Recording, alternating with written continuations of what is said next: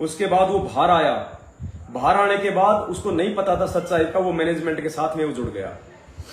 आज उस भगत की दास के साथ में 2.5 घंटे बात हुई है, लगातार 2.5 घंटे। और उस भगत ने मुझे आज सच्चाई बताई कि भगत जी 2 साल पहले आपको मारने की सुपारी मैनेजमेंट ने मुझे दी थी।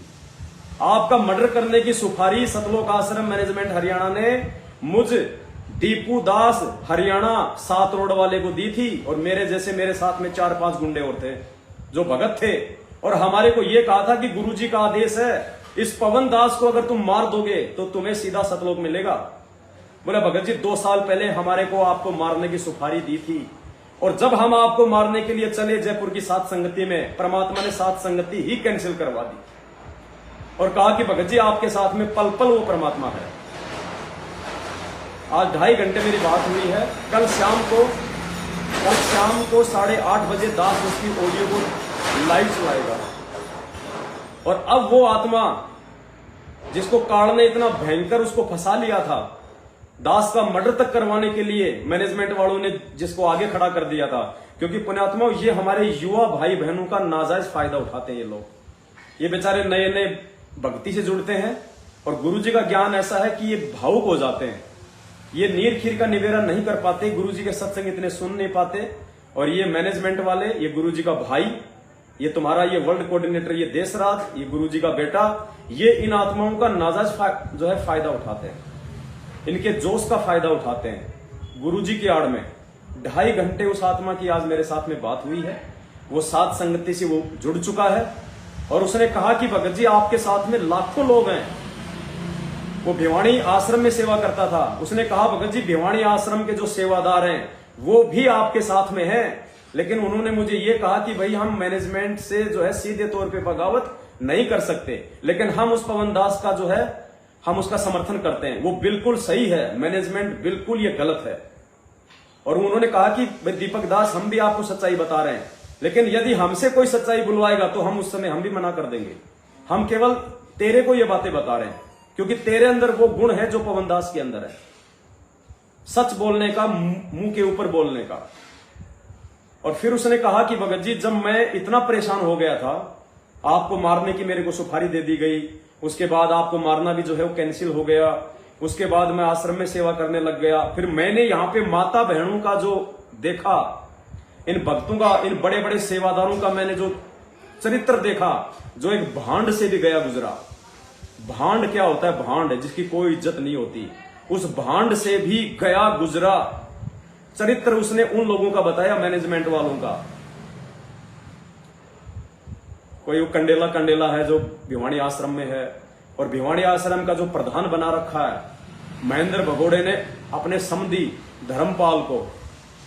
पुण्यात्माओं ये राजनीति चल रही है, ये जातिगत जो है वहां पे सारा सिस्टम चल रहा है। भिवानी आश्रम का संचालक महेंद्र भगोड़े ने अपने समधी को बना रखा है, धर्मपाल को। रमेश कंडेला, मास्टर बलवान जाखड़, जिनको पूरी संगत जानती है, वो दाढ़ी मूंछ, छोटी छोटी दाढ़ी मूंछ वाला बालक, हिसार वाला, उसने कहा कि भगत जी ये भांड है, भांड, ये भगत नहीं है, ये वास्तव में ये परमात्मा के जो है मतलब चिचड़ थे, ये चिचड़, ये परमात्मा का ये लोग जो है खून पी रहे थे। तो भगत जी ने कहा कि जब मैं हर प्रकार से दुखी हो गया, मैं परेशान हो गया, और भगत जी ने कहा कि जेल में थे जब तो मुझे ये भगत लग रहे थे, और जैसे ये लोग जेल से बाहर आए तो ये तो जगत से भी गए गुजरे हैं। ये लोग सत साहिब जरूर करते हैं, लेकिन इनको ना तो इनको सत्य का पता और ना इनको साहिब का पता। और जब से मैंने आपका सात संगति का प्रोग्राम देखना शुरू किया है, मैंने इनकी बगावत कर दी है, इनके मुंह के ऊपर मैं इनकी सच्चाई बता रहा हूं।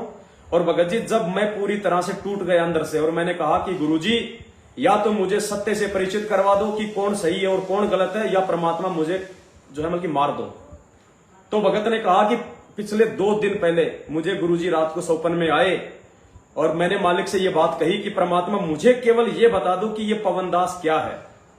अगर उसकी बात सुनता हूं तो मुझे वो 1 नंबर का लगता है, और अगर ये ऑडियो सुनता हूं तो लोग कहते हैं वो गुरुद्रोही है, और जब मैं उसके वीडियो देखता हूं तो परमात्मा वो तो आपकी महिमा गाते गाते उसका तो थूक ही नहीं सूखता।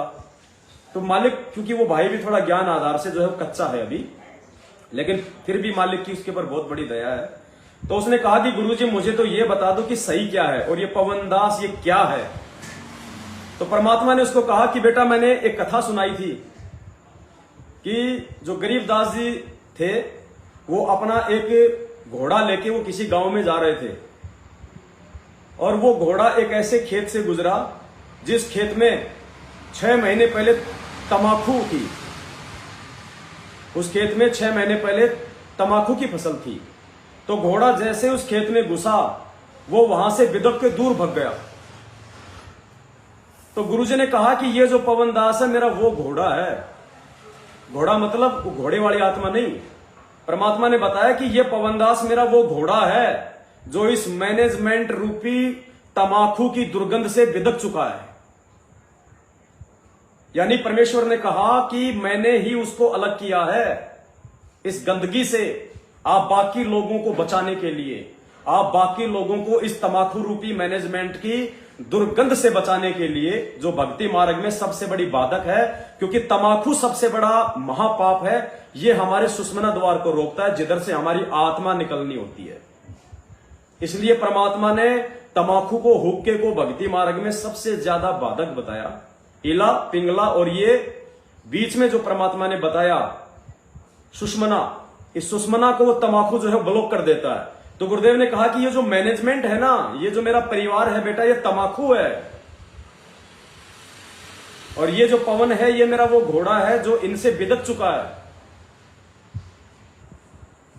तब उस भाई का जो है वो पेटा भरा और आज उसने दास को पहली बार उसने फोन किया, आज पिछले 7 साल से, और 2.5 घंटे दास की और उसकी बात हुई है। कल रात को 8:30 बजे दास उसको लाइव चलाएगा और बहुत जल्दी वो दास से मिलने भी आ रहा है। हालांकि उसकी भी रेमेडी हुई थी, लेकिन उसकी जो भगतमती है, आज उसने सारी कहानी मुझे बताई उस ऑडियो में, आप सुनना, आपकी आंखें खुल जाएंगी। मतलब उसकी भगतमती के साथ में आश्रम में भगत लोग उल्टे सीधे काम, बातचीत, 2 बच्चे हैं उसके, एक 2 साल का, एक 4 साल का।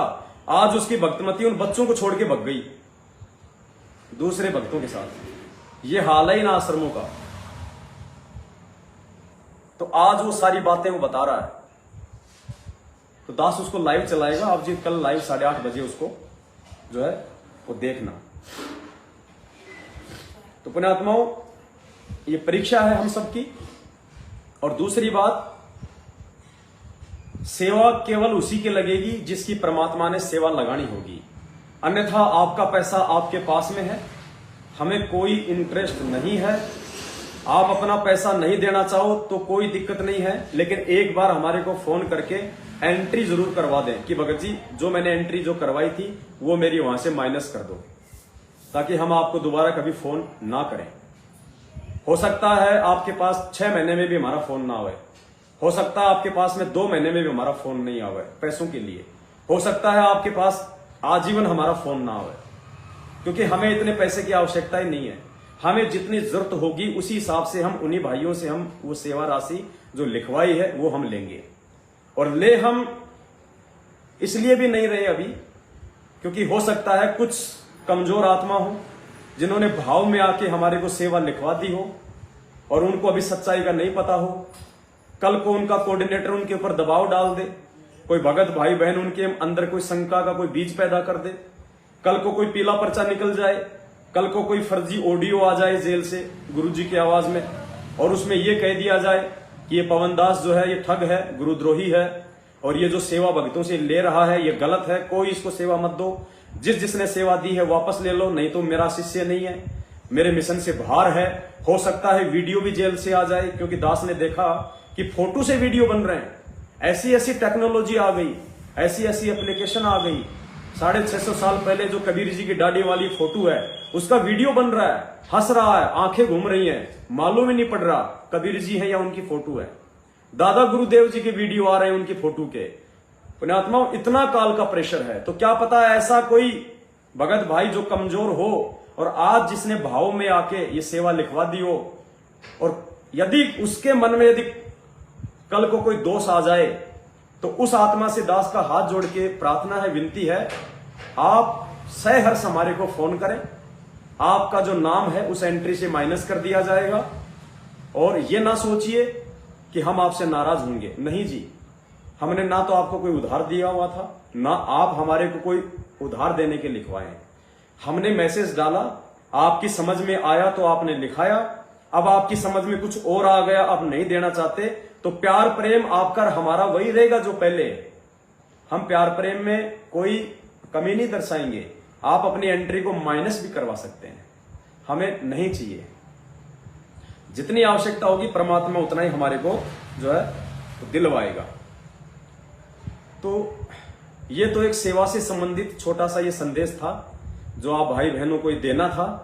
आज के बाद में कोई भाई बहन अपनी सेवा ना लिखवाए, ना ही किसी की सेवा जो है वो लिखी जाएगी, क्योंकि अगर हमने एक दो की लिख ली तो फिर बाकी लोगों को हम मना नहीं कर पाएंगे, और आपकी लिख ली बाकी की नहीं लिखेंगे तो फिर ये पक्षपात हो जाएगा, और पक्षपात इस मार्ग में नहीं है। परमात्मा कहते हैं पक्षा पक्षी के कारण है, सब जग रहा गुलाम, निष्पक्ष होके हरि भजय सोए संत सुजान। और हम सत्सेवक भी यदि पक्ष और विपक्ष में आ गए, पुण्यात्मा परमात्मा उसी क्षण हमसे दूर हो जाएगा, चाहे हमने कितनी ही कुर्बानियां क्यों ना कर रखी हो, उसी क्षण परमात्मा दूर हो जाएगा। ये किसी का सगा नहीं है। आज ये पवनदास अगर छोटी सी, देखो मैं मेरे व्यक्तिगत जीवन में भले मैं लाख गलतियां करता हूं, लेकिन आध्यात्मिक मार्ग में यदि मैं कोई गलती कर दूंगा तो पुण्यात्मा उसी क्षण तत्काल क्षण वो परमात्मा इस नीच से दूर हो जाएगा। उसको ऐसा नहीं है कि उसको सेवादार नहीं मिलते, वो गधे को खड़ा कर देगा, वो गधा इंसानी भाषा बोलेगा, वो गधा वो सेवा को संभाल देगा, उसको जरूरत नहीं आप और हमारे जैसे 2 कौड़ी के जीवों की। तो हम अपने लेवल पे कोई गलती ना करें, बस ये हमारी जो है कोशिश होनी चाहिए। बहन चाय बना के लाई थी, अभी तो गर्म है, ठंडी तो नहीं हुई, टाइम पे हाथ लगा दिया। आपने पी ली? भगत जी पी रहे हैं।